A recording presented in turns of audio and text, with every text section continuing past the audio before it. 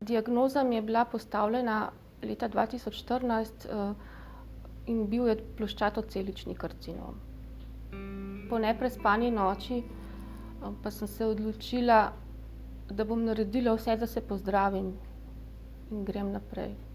Takrat so mi povedali, da je edina rešitev amputacija. Ni mi isto, kot če ti manjka prst na roki ali pa nos na obrazu, ki je najbolj izpostavljen del obraza. Potem sem se pa začela ukvarjati z mislijo, a bom jaz do konca življenja zdaj takšna. Jaz sem se zjutraj zbujala, se potipala, ker sem mislila, da so bile to samo sanje. Povedala, da sem začela hoditi k psihologu. Kasneje sem pa rabila psihiatra, ker sem padla v depresijo, ker sem videla to stanje kot dokončno. Skrbela me je prihodnost, da bom lahko sploh še delala v tem poklicu, ne vem, da se bolezen ne bi vrnila. Vse te stvari so me skrbele. Epiteza se mi zelo hitro odlepi. To je največja težava je to poleti, ko je vroče in se spotim. In takrat sem omejena v gibanju. Vedno je treba paziti, da sem kje blizu doma, da si to lahko popravim. Na javnih mestih je to izredno težko narediti. Nimaš prostora, da bi se umaknil in to naredil. Po zimi je pa epiteza hladna, ne ogreje ti zraka, boli te glava, stalni prehladi. Poleg tega pa lepilo, ki stalno draži kožo. In včasih sem doma res kar brez. In tako sem začela iskati informacije, kaj se dogaja v svetovnem merilu, kako pomagajo ljudem, ampak to je šlo predvsem na račun presaditve obraza, ne. Potem pa sem dobila informacijo, da ta zdravila proti zavrnitvi zame ne pridejo v poštev po tej diagnozi. In tako sem začela iskati informacije in prišla do doktorja Hčana, da mi vsaj pove, kaj je možno. S tem, da sploh nisem vedela, ali je to možno. Spominjam se dneva v ambulanti, ko sta en za drugim prišla dva pacienta. Starejši moški s številnimi boleznimi in ženska srednjih let, oba sta želela nov nos. Jasno je, da so take operacije izredno kompleksne in nepredvidljive, da zahtevajo ogromno pogovora z pacientom o prehodnih neželenih učinkih, trajanju operacij, kompleksnosti operacij, možnih zapletov, pričakovanih končnih rezultatov, koliko operacij je potrebno do končnega cilja. On mi je takrat to povedal z besedami, da bi se on tega lotil. Po tej informaciji se mi je zdelo, kot da imam neko novo upanje za naprej. Rekonstrukcija nosu po popolni amputaciji predstavlja enega najzahtevnejših rekonstrukcijskih posegov. Pri rekonstrukciji je potrebno razmišljati večdimenzionalno. Potrebno je zagotoviti čvrst skelet in tanka mehka tkiva, ožiljeno kost, oživčeno kožo in trajni rezultat. Vedno je potrebno zagotoviti dobro funkcijo in lep estetski videz. Ko me je profesor Hčan poklical, mi je bilo jasno, da bomo mogli rešiti veliko problemov. Nos je namreč v bistvu zelo kompleksna, ne samo najbolj prominentna struktura na obrazu, ampak pač tudi tridimenzionalno komplicirana. Nos je namreč sestavljen iz 3 plasti. Na notranji strani imamo epitelno plast, ki je pri normalnem zdravem nosu deloma kožna, deloma mukozna. Znamo pa narediti epitelij iz kože, ki jo prenesemo z drugega dela telesa.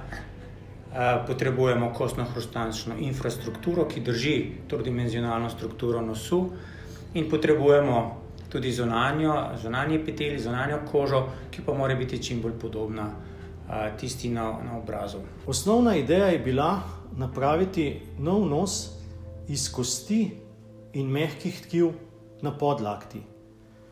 Ga pustiti mesec dni, da zaceli v pravilni obliki, izdelan po 3D modelu, nato pa ga v drugi fazi prestaviti na obraz kot telesu lastni rezervni del, že s pripravljeno obliko.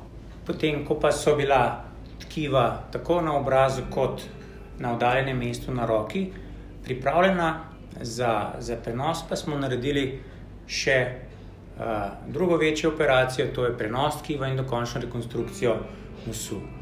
Potem so bila v bistvu potrebna samo še manjši korektivni posegi, ki so prenesenemu tkivu in oblikovanemu nosu dali dokončno obliko.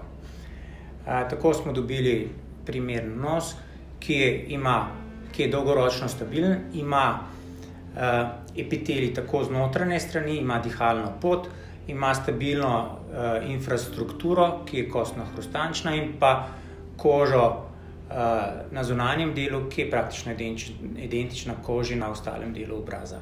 Glavne prednosti tega inovativnega pristopa so, da je nos izdelan na osnovi 3D modela iz telesu lastnih tkiv, ki so ožiljena in oživčena. Zato smo potrebovali manjše število operacij, krajše bolnišnično zdravljenje in krajšo rehabilitacijo.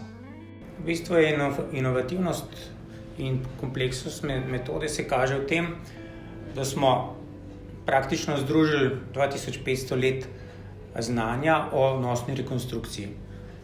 Za zunanji del, za kožo, smo uporabili režen oziroma lokalno tkivo iz čela, kar je rekonstrukcija opisana pred 2500 leti.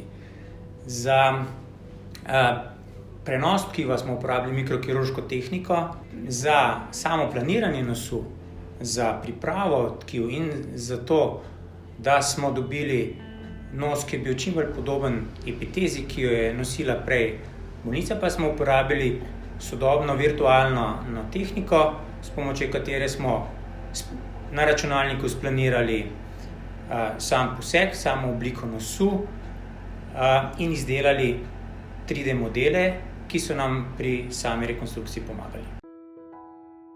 Danes mineva 6. dan od moje 8-urne operacije in odkar so mi odstranili tampone iz nosu, jaz skozi nos normalno diham. Počutim se odlično, res.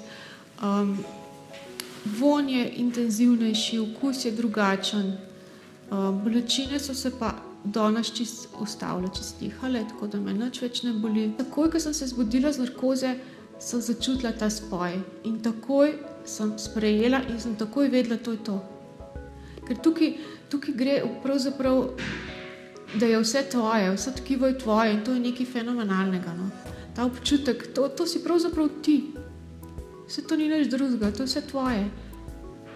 In to je ta res poseben občutek, ki samega sebe obnoviš nekako. To je pa čisto en poseben občutek. To je tako nekaj lepega, ki pravzaprav iz svoje roke dobiš nov nos nazaj. To je tako, kot bi se človek zlil iz svojo celoto. Ali pa na novo rodil, če hočete.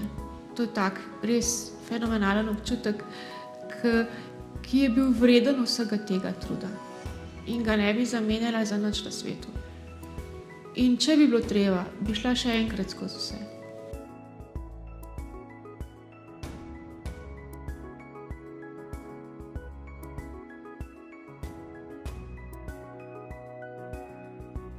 Poleg zaupanja je pomembna predanost celotne kirurške ekipe in pa silno dobra povezanost med člani celotne ekipe v operacijski dvorani.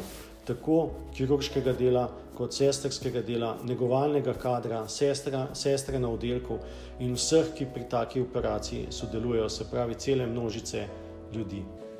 To, da imam zdaj jaz nov nos, to za mene pomeni novo poglavje v mojem življenju.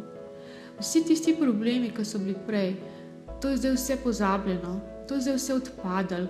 To je tako, kot da bi iz teme prišla na svetlobo.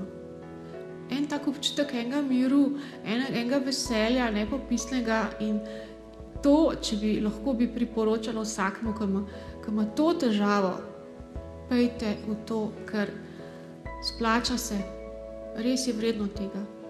Že zaradi tega občutka, ki ga imate, se splača.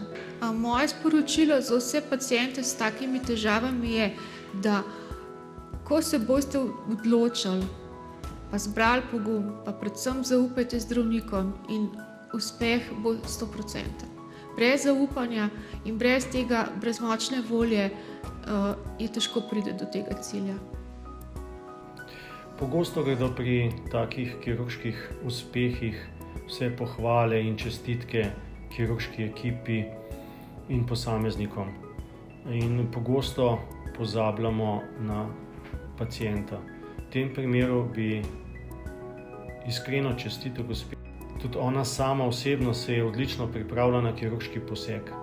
Pregledala tudi vse možnosti po svetovnem spletu. Že sama ugotovila, da transplantacija dela nosu oziroma obraza ne pride v poštev, saj je zbolela zaradi rakom in imunosupresivna sredstva, ki jih morajo jemati bolniki po transplantaciji obraza, bi povzročili lahko ponovitev bolezni. Vedno je imela postavljena jasna vprašanja, se zavedala tudi vseh omejitev in ni dajala dodatnega pritiska na kirurško ekipo. Skupaj z nami se je vedno veselila uspeha in potrpežljivo čakala na naslednji korak.